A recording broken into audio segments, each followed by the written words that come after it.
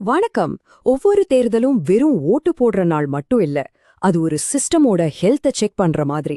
மக்களுக்கும் அவங்க தலைவர்களுக்கும் நடுவுல இருக்கிற அந்த நம்பிக்கை உடன்படிக்கை அது இன்னும் வலுவா இருக்கா இல்ல உடைய ஆரம்பிச்சிருக்கான்னு காட்டுற ஒரு தருணம். நாம இப்போ பவானிசாகர் தொகுதிக்குள்ள ரொம்ப ஆழமா போக போறோம். அங்க பேசாத மக்களின் குரலை டேட்டா எவ்வளவு உரக்க பேசுதுன்னு பார்க்கலாம். பவானிசாகர் தமிழ்நாட்டோட அரசியல் வரைபடத்துல இது ஒரு சின்ன புள்ளிதான். ஆனா ஒரு அரசியல் பொருளாதார ஆய்வாளருக்கு இது ஒரு முழுமையான லேப் மாதிரி. இங்க இருக்கிற பவானிசாகர் அணை, அதோட தண்ணி தான் மக்களோட வாழ்வாதாரம். அதே தண்ணி தான் ஒரு அரசாங்கத்தோட திறமையையும் அக்கறையும் அளக்குற ஒரு கருவியாவும் மாறுது. தண்ணிய சரியா நிர்வகிச்சா அது நம்பிக்கையா மாறுது. அதுல தோத்து போனா அதுவே மக்களோட கோவமா வெடிக்குது. பாருங்க, அரசியலுங்கிறது ஒரு தொடர்ச்சியான உரையாடல். அந்த உரையாடல் நின்னு போச்சுன்னா அந்த இடத்த அதிருப்தி தான் நிரப்போம். அப்போ நாம தலைவர்களோட பேச்ச கேட்கறத விட பொய் சொல்லாத 3 விஷயங்களை கவனிக்கணும். மண், நீர், அப்புறம் டேட்டா. மண் விவசாயிகளோட வேதனைய சொல்லும். தண்ணி நிறைவேத்தாத வாக்குறுதிகளை காட்டும். டேட்டாவோ மக்களோட தீர்ப்ப அப்படியே அப்பட்டமா நம்ம கண்ணு முன்னாடி கொண்டு வந்து நிறுத்தும். சரி, வாங்க இப்போ கலை யதார்த்தத்துக்குள்ள போலாம். எந்த ஒரு அரசியல் வியூகத்தை வகுக்கிறதுக்கு முன்னாடியும் அந்த மண்ணோட கதையையும் மக்களோட மனசையும் நாம புரிஞ்சுக்கணும். அதுதான் பவானிசாகரோட அரசியல் பொருளாதாரத்தோட ஆணிவேர். பவானிசாகர் தொகுதி எடுத்துக்கிட்டா 2021 கணக்குப்படி இங்க சுமார் 2,60,000 வாக்காளர்கள் இருக்காங்க. இது பெரும்பாலும் கிராமப்புறங்கள் நிறைஞ்ச தொகுதி. அதனால இங்க இருக்கிற மக்களோட தேவைகள் நகரத்துல இருக்கிறவங்க கிட்ட இருந்து ரொம்பவே வித்தியாசமா இருக்கும். பொருளாதாரம் முழுக்க முழுக்க விவசாயத்தை நம்பியிருக்கு. அப்படின்னா மழையும் தண்ணி நிர்வாகமும் தான் அவங்களோட வருமானத்தை தீர்மானிக்குது. இங்க சுமார் 13.6% பட்டியல் சாதியினர் இருக்காங்க. இது சமூக நீதி சம்பந்தப்பட்ட பிரச்சனைகள் எவ்வளவு முக்கியம்னு நமக்கு காட்டுது. இந்த நம்பர்ஸ்லாம் வெறும் புள்ளி விவரம் இல்ல, இது ஒவ்வொரு நாளும் மக்கள் சந்திக்கிற சவால்களோட அடையாளம். சரி, இந்த எண்களுக்கு பின்னாடி இருக்கிற மனுஷங்க என்ன சொல்றாங்க?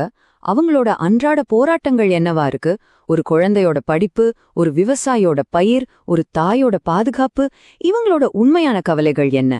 புள்ளி விவரங்கள்ல இருந்து மக்களோட அனுபவங்களுக்கு போனாதான் பிரச்சனையோட ஆணி வேற கண்டுபிடிக்க முடியும். இங்கதான் நிர்வாகத்துக்கும் மக்களோட தேவைக்கும் நடுவுல இருக்கிற இடைவெளி ரொம்ப தெளிவா தெரியுது. தண்ணி அணை ஃபுல்லா இருக்கு, ஆனா வாய்க்காலுக்கு தண்ணி வரலன்னு விவசாயிகள் போராடுறாங்க. இது ஒரு நிர்வாக முரண்பாடு. ரோடு குண்டும் குழியுமா இருக்கிறதால பழங்குடி கிராமங்களுக்கு பஸ்ஸே போறதில்ல. இதனால குழந்தைங்களோட படிப்பு பாதிக்குது. இது வெறும் ரோடு பிரச்சனை இல்ல, இது ஒரு தலைமுறையோட எதிர்கால பிரச்சனை. வேலைவாய்ப்பு, விவசாயத்துல நிறைய பேருக்கு முழுநேர வேலை இல்ல, இளைஞர்களுக்கு வேற வாய்ப்புகளும் கம்மி. கல்வி, நீட் மாதிரி தேர்வுகளுக்கு நல்ல கோச்சிங் சென்டர் இல்ல, திறமை இருந்து வாய்ப்பு கிடைக்காம போகுது. இப்போ மக்களோட தீர்ப்புக்கு என்ன அர்த்தம்னு பாப்போம். களத்துல இருக்கிற இந்த அதிருப்தி எல்லாம் ஓட்டுப்பெட்டில எப்படி பதிவாகியிருக்கு? டேட்டா மூலமா மக்களோட மௌனமான செய்தியை புரிஞ்சுக்க முயற்சி பண்ணுவோம். மேலோட்டமா பார்த்தா இந்த எண்கள் ஆளுங்கட்சிக்கு சாதகமா தெரியலாம். 2016ல 42.2% ஓட்டு வாங்கின அதிமுக 2021ல 49.5% ஓட்டு வங்கி அதிகப்படுத்திருக்காங்க. இது அவங்களோட ஆதரவு தளம் உறுதியா இருக்குன்னு காட்டுது. ஆனா அரசியல்ல நாம ஜெயிக்கிறத மட்டும் பார்க்கக்கூடாது, எப்படி ஜெயிச்சோன்னு பார்க்கணும். எதிர்க்கட்சி கூட்டணி 41.5% ஓட்டு வாங்கியிருக்காங்க. வெற்றி வித்தியாசம் வெறும் 8% தான். ஆனா இதைவிட முக்கியமான ஒரு நம்பர் இருக்கு. அதுதான் இந்த கதையோட திருப்புமுனா. அந்த நம்பர் இதுதான், -4.87%. இது என்னன்னா வாக்குப்பதிவு சதவீதத்துல ஏற்பட்ட சரிவு.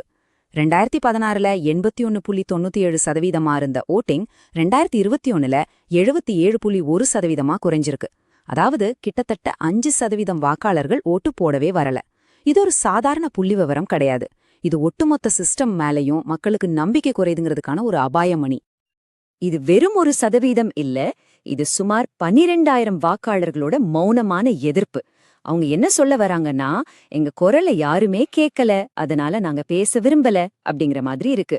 ஓட்டு போட வராம இருக்கிறது கூட ஒரு வகையான தீர்ப்பு தான். ஆளுங்கட்சிக்கு ஆதரவு கூடியிருக்கலாம், ஆனா ஒட்டுமொத்த அமைப்பு மேலேயும் மக்களுக்கு ஈடுபாடு குறைஞ்சா அது யாருக்குமே வெற்றி கிடையாது.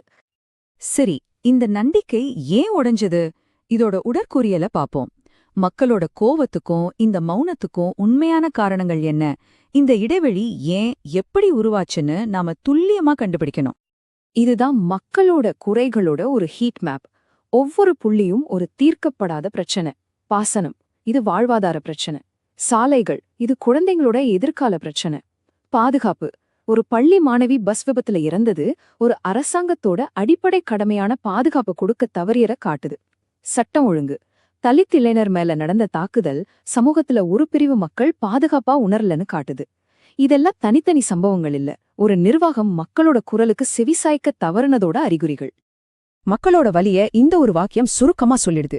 டேம்ல தண்ணி நிறைஞ்சிருக்கு, ஆனா எங்க வயலு காஞ்சி கிடக்கு. ரோடு உடைஞ்சிருக்கு, அதனால எங்க பிள்ளைங்க ஸ்கூலுக்கு போக முடியல. வெறும் வாக்குறுதிகள் மட்டும் பத்தாது. இது வெறும் மேற்கோள் இல்ல, இதுதான் உடைஞ்சு போன ஒரு சமூக ஒப்பந்தத்தோட சாட்சி. வளம் இருந்தும் அது மக்களுக்கு போய் சேரல. இதுதான் இங்க இருக்கிற மைய பிரச்சனை. இந்த செயல்திறன் ரிப்போர்ட் கார்டு பிரச்சனையே இன்னும் தெளிவா காட்டுது. நலத்திட்டங்கள் ஓகே, சிலருக்கு போய் சேருது, ஆனா நிறைய பேர் விடுபட்டு போறதாவும் உணர்றாங்க. உள்கட்டமைப்பு ரொம்ப மோசம். நீர்ப்பாசனம், ரோடு மாதிரி அடிப்படை திட்டங்கள் அப்படியே நிக்குது. இது பொருளாதார வளர்ச்சியை நேரடியா பாதிக்குது. நம்பிக்கை அதுவும் ரொம்ப குறைவு.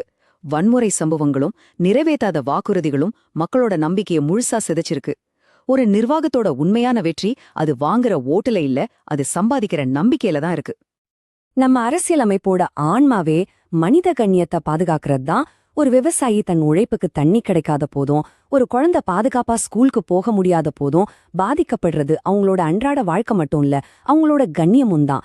அமைப்புகள் சரியா செயல்படாதப்போ அந்த கண்ணியம் கொஞ்சம் கொஞ்சமா அரிக்கப்படுது. பிரச்சனைகளை அடையாளம் கண்டு சொல்றது சுலபம், அது ஆய்வோட முதல் படிதான். அதுக்கு ஒரு நடைமுறைக்கு சாத்தியமான தீர்வு கொடுக்கறது தான் அடுத்த முக்கியமான படி. இனி மக்களுக்கு சேவை செய்யறதுக்கான ஒரு புதிய நிர்வாக வரைபடத்தை பாப்போம். இது குறைகளை சொல்றதோட நிக்காம அதை சரி செய்யறதுக்கான ஒரு உறுதியான செயல் திட்டத்தை முன்வைக்குது. இதுதான் அந்த சதுர்முக கோட்பாடு, அதாவது 4 தூண்களை கொண்ட ஒரு முழுமையான வியூகம். சிவன், அதாவது தாக்குதல், மக்களோட உடனடி பிரச்சனைகளான தண்ணீர், ரோடு மேல நேரடி கவனம் செலுத்தி அதிரடியா தீர்வு காண்றது. விஷ்ணு, அதாவது ஸ்திரத்தன்மை, இருக்கிற ஆதரவாளர்களுக்கு நலத்திட்டங்கள் தொடரும், சட்டம் ஒழுங்கு பாதுகாக்கப்படும்னு உறுதியளிச்சு ஒரு ஸ்திரத்தன்மையை உருவாக்குறது. பிரம்மா, அதாவது புத்தாக்கம், இளைஞர்களுக்கு தொழிற்பயிற்சி, விவசாயிகளுக்கு மண்டின் புதிய திட்டங்கள் மூலமா எதிர்காலத்துக்கான நம்பிக்கையை உருவாக்குறது.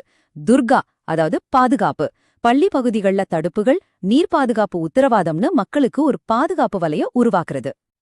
இந்த வியூகத்தோட முதல் செயல் திட்டம் நீர் பாதுகாப்பு. இது வெறும் வாக்குறுதி இல்ல, இது ஒரு படிப்படியான பிளான். ஸ்டெப் 1, பல வருஷமா கண்டுக்காம விட்ட கீழ்பவானி கால்வாய் திட்டத்தை முழுசா புனரமைக்கிறது. ஸ்டெப் 2, அங்கங்க தடுப்பணைகள் கட்டி நவீன மதுகுகள் மூலமா தண்ணி விநியோகத்தை சீரமைக்கிறது. ஸ்டெப் 3, இது மூலமா எள், நிலக்கடலை, மக்காச்சோளம் மாதிரி பணப்பயிர்களுக்கு தண்ணி கிடைக்கிறத உறுதி செய்யறது. இது விவசாயிகளோட வருமானத்தை நேரடியா உயர்த்தும். இந்த திட்டத்தை ஒரு செலவா பார்க்கக்கூடாது, இது ஆளுமை மேல செய்யற முதலீடு சுமார் 200 கோடி ரூபாய். ஆனா மக்களுக்கு கிடைக்கிற பலன் என்ன? பயிர் சாகுபடி பரப்பு 20% அதிகமாகும். அப்படின்னா ஆயிரக்கணக்கான விவசாய குடும்பங்களோட பொருளாதாரம் மேம்படும். நல்ல நிர்வாகம்ங்கிறது செலவில்ல, அது மக்களோட வாழ்க்கையில செய்யற மிகச்சிறந்த முதலீடு. 2வது உறுதிமொழி பாதுகாப்பான போக்குவரத்து. இதுவும் ஒரு தெளிவான செயல் திட்டம். ஸ்டெப் 1, பவானிசாகர் சத்தியமங்கலம் ஹைவேய அகலப்படுத்தி தரமான ரோடா மாத்துறது. ஸ்டெப் 2, அந்த பள்ளி மாணவி இறந்த இடம் மாதிரி அபாயகரமான இடங்கள்ல உடனே தடுப்புகளை அமைக்கிறது. ஸ்டெப் 3, பஸ்ஸே போகாத பல கிராமங்களுக்கு புது பஸ்ஸை விட்டு அந்த ஊர்களையும் இணைக்கிறது. இது மக்களோட நேரத்தையும் உயிரையும் உண்ணா பாதுகாக்கும். டேட்டால இருந்து நமக்கு கிடைச்ச இந்த புரிதலை எப்படி மக்கள் ஆணையா மாத்துறது? இதுதான் வெற்றிக்கான கடைசி பாதை. வெறும் புள்ளி விவரங்களை பாக்குறது பத்தாது, அது சொல்ற கதையை புரிஞ்சுக்கிட்டு மக்களோட நம்பிக்கையை திரும்ப ஜெயிக்கிறதா உண்மையான உத்தி. இங்கதான் உண்மையான வாய்ப்பு இருக்கு. நாம் தமிழர் கட்சி, மக்கள் நீதி மய்யம் மாதிரி கட்சிகளுக்கு ஓட்டு போட்ட சுமார் 6.5% வாக்காளர்கள் இருக்காங்க. இவங்க பாரம்பரியமான வாக்கு வங்கிகளை சேர்ந்தவங்க இல்ல. இவங்க மாற்றத்தை விரும்புற, வளர்ச்சியை எதிர்பார்க்கிற குறிப்பா இளைஞர்கள். நாம மேல சொன்ன வளர்ச்சி திட்டங்களை முன்னிறுத்தி இவங்க கிட்ட ஒரு நேர்மையான உரையாடல ஆரம்பிச்சா இவங்களோட ஆதரவை ஜெயிக்க முடியும். இவங்க தான் இந்த தொகுதியோட வெற்றியை தீர்மானிக்க போற சக்தி. நம்ம ஜனநாயகத்துல மக்களோட டேட்டா, அதாவது அவங்க ஓட்டு, அவங்க குரல் ரொம்பவே தனிப்பட்டது. மக்களை புரிஞ்சுக்க டேட்டாவை பயன்படுத்துறது சரிதான், ஆனா எந்த ஒரு அரசியல் அணுகுமுறையும் அவங்களோட தனிப்பட்ட உரிமையை மதிக்கணும். அவங்களோட தெளிவான அனுமதியோட ஒரு குறிப்பிட்ட நல்ல நோக்கத்துக்காக மட்டும்தான் அதை பயன்படுத்தணும். இதுதாங்க ஒரு பொறுப்பான நிர்வாகத்தோட அடையாளம். டேட்டா ஒரு உடைந்த சிஸ்டத்தை கண்ணாடி மாதிரி நமக்கு காட்டுது. அதே டேட்டாவோட அடிப்படையில உருவாக்குன ஒரு தெளிவான செயல் திட்டம் மக்கள் இழந்த நம்பிக்கைய திரும்பவும் கட்டி எழுப்ப முடியுமா? இந்த கேள்விக்கான பதில் பவானிசாகரோட எதிர்காலத்தை மட்டுமில்ல, டேட்டாவையும் மக்கள் நலனையும் இணைக்க போற நம்ம ஜனநாயகத்தோட எதிர்கால பயணத்தையே